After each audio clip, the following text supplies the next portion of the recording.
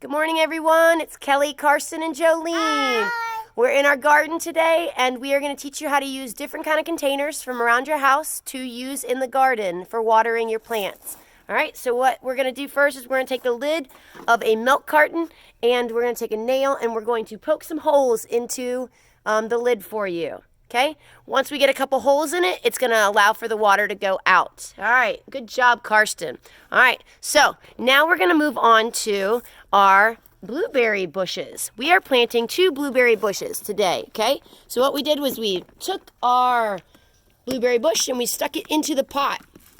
At that point, the kids are now adding soil. They're trying to cover up the roots of the blueberry bush.